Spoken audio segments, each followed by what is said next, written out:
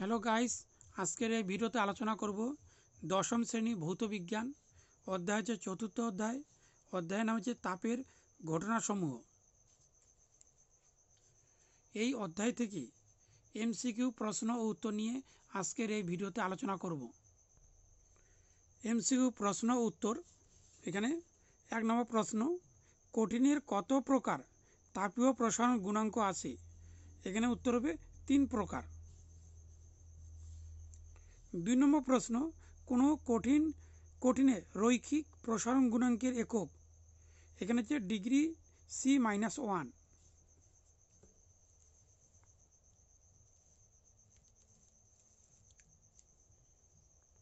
3 নম্বর প্রশ্ন, বিভিন্ন উষ্ণতায় একটি পিতলের দণ্ডের দৈর্ঘ্য মাপতে হলে কোন উপাদানের স্কেল ব্যবহার করা উচিত?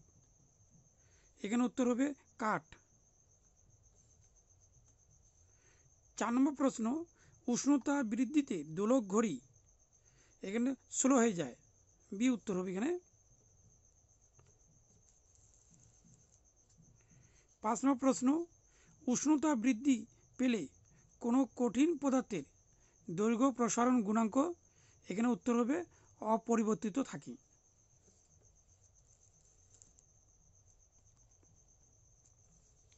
6 নম্বর প্রশ্ন, একটি ধাতব প্লেটের মাঝে R1 ও R2 ব্যাসার্ধের 2টি ছিদ্র আছে। ধাতব প্লেটটিকে উত্তপ্ত করলে এখানে হচ্ছে উভয় মান বাড়বে, অর্থাৎ R1 R2 অর্থাৎ ব্যাসার্ধ বাড়বে।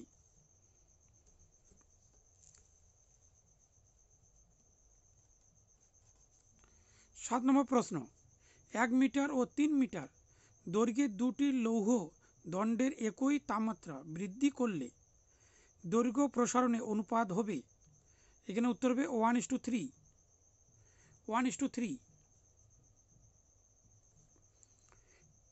8 নম্বর প্রশ্ন, এ ও বি দুটি দণ্ডের দৈর্ঘ্য যথাক্রমে L1 ও L2 এবং দৈর্ঘ্য প্রসারণ গুণাঙ্ক যথাক্রমে α1 ও α2। যে কোনো উষ্ণতাতে দণ্ড দুটির দৈর্ঘ্যের পার্থক্য অপরিবর্তিত থাকার শর্ত কি? এখানে উত্তর হলো এখানে হচ্ছে উত্তর হবে ডি। 9 নম্বর প্রশ্ন, জলের মতো ব্যতিক্রান্ত প্রসারণ ধর্ম দেখা যায়? এখানে সিলিকন, অর্থাৎ এই ব্যতিক্রান্ত প্রসারণ দেখা যায় একমাত্র সিলিকন আর যে জল, এই দুটির হচ্ছে ব্যতিক্রান্ত প্রসারণ দেখা যায়। 10 নম্বর প্রশ্ন, তরলে আপাত প্রসারণ গুণাঙ্ক ও প্রকৃত প্রসারণ গুণাঙ্কের মধ্যে সম্পর্ক লেখো।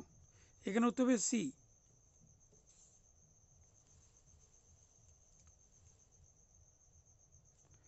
11 নম্বর প্রশ্ন, হ্রদের জলের উপরিতলের উষ্ণতা 2 ডিগ্রি সি হলে হ্রদের তলদেশের জলের উষ্ণতা কি হবে? এখানে হচ্ছে 4 ডিগ্রি সি। আর এই 4 ডিগ্রি সির জন্য শীতল দেশের হচ্ছে মাছ বেঁচে থাকে, অর্থাৎ জলচর প্রাণী। 12 নম্বর প্রশ্ন, আদর্শ গ্যাসের ক্ষেত্রে আয়তন গুণাঙ্ক এবং চাপ গুণাঙ্কের অনুপাত হবে? এখানে হচ্ছে 1 উত্তর হবে এখানে। 13 নম্বর প্রশ্ন, যে পদার্থের তাপ পরিবহন করার ক্ষমতা সবচেয়ে কম সেটি হলো এখানে ডি উত্তর হবে কাঁচ, অর্থাৎ কাচের হচ্ছে তাপ পরিবহনের ক্ষমতা অনেক কম। 14 নম্বর প্রশ্ন, যে প্রশ্নটি যে 2020 সালে মাধ্যমিক পরীক্ষায় এসেছিল, এখানে যে নিচের পদার্থগুলির মধ্যে কোনটির তাপ পরিবাহিতা সর্বাধিক? এখানে এ উত্তর হবে রূপো।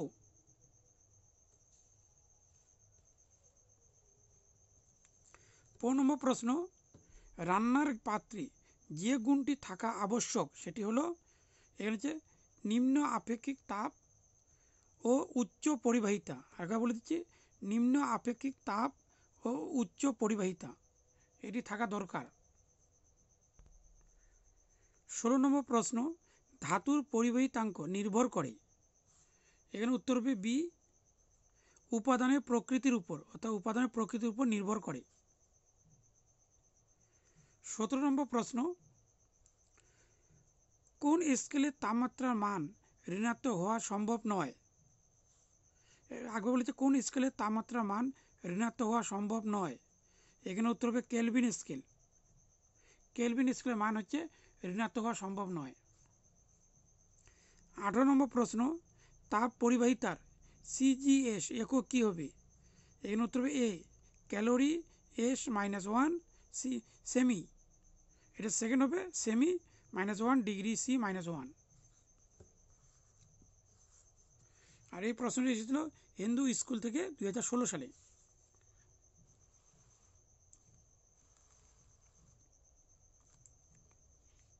19 নম্বর প্রশ্ন, ইঞ্জেন হজের পরীক্ষায় দুটি ধাতব দণ্ডের গলিত মোমের দৈর্ঘ্য যথাক্রমে 2 সেমি ও 3 সেমি হলে ধাতু দুটির উপাদানের পরিবাহিতাঙ্কের অনুপাত হবে। এখানে উত্তর হবে 4:9। 4:9। 20 নম্বর প্রশ্ন, তাপ পরিবাহী কোনো দণ্ডের উপর তাপের কুপরিবাহী কোনো পদার্থের আচ্ছাদন দিলে তাপ পরিবহনের হার, এখানে সি হবে অপরিবর্তিত থাকবে, অর্থাৎ কোনো পরিবর্তন হবে না।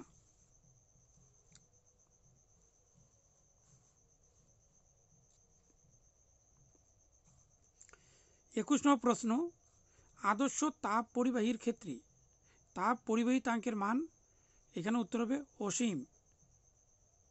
এটা বীরভূম জেলা স্কুলে এসেছিল 2016 সালে, বীরভূম স্কুলে। এর উত্তর হবে অসীম। 22 নম্বর প্রশ্ন, কোনো আদর্শ কুপরিবাহী তাপ পরিবাহিতাঙ্কের মান, এখানে উত্তর হবে 0। এখানে যে আদর্শ কুপরিবাহীর উত্তর হবে 0। 23 নম্বর প্রশ্ন, কোনো পরিবাহী দণ্ডের তাপ পরিবাহিতাঙ্ক কে হলে তার তাপীয় রোধাঙ্ক হবে। এখানে উত্তর হবে বি K-1। মানে এখানে পাওয়ার হচ্ছে -1, কে মানে কেলভিন, এখানে হবে। 24 নম্বর প্রশ্ন, যে পদ্ধতির জন্য গরমকালে দুপুরে পুকুরের জল কিছুটা গভীরতা পর্যন্ত গরম হয়ে ওঠে তা হলো, এখানে পরিচলন, অর্থাৎ পরিচলনের জন্য পুকুরের জল কিছুটা পরিমাণ গরম থাকে।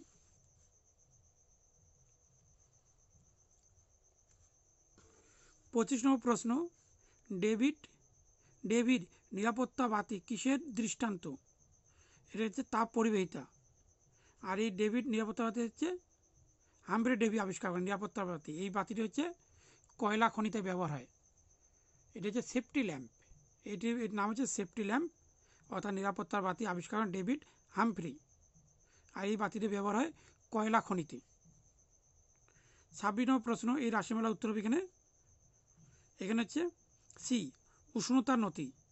এখানে উষ্ণতার নতি, নতি মানে কোন।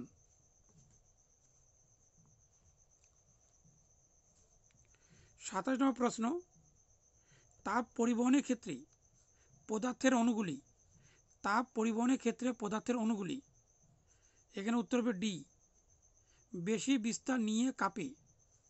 একবার বলেছি বেশি বিস্তার নিয়ে কাঁপে, সেখানে হচ্ছে তাপ পরিবহনের ক্ষেত্রে পদার্থের অণুগুলি।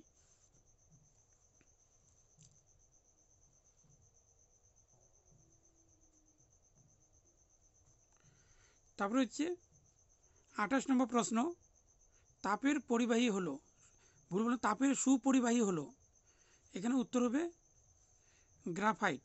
এটি হচ্ছে একটা অধাতু, এর একটি নাম হচ্ছে কার্বন। গ্রাফাইট হচ্ছে পেন্সিলের শীষে ব্যবহার হয়। আর এটি হচ্ছে অধাতু কিন্তু তাপের সুপরিবাহী।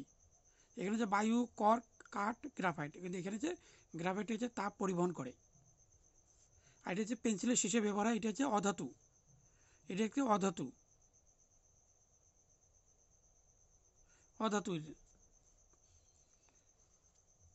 তারপরে হচ্ছে 29 নম্বর প্রশ্ন, তাপ পরিবহনের জন্য দায়ী কণিকার নাম কি? এখানে উত্তর হবে ইলেকট্রন, অর্থাৎ তাপ পরিবহনের জন্য দায়ী কণিকা হচ্ছে ইলেকট্রন। তারপর 30 নম্বর প্রশ্ন, নিচের কোনটির উপর ধাতুর পরিবাহিতাঙ্ক হচ্ছে নির্ভর করে? এক্ষেত্রে উপাদানের প্রকৃতির উপর নির্ভর করে।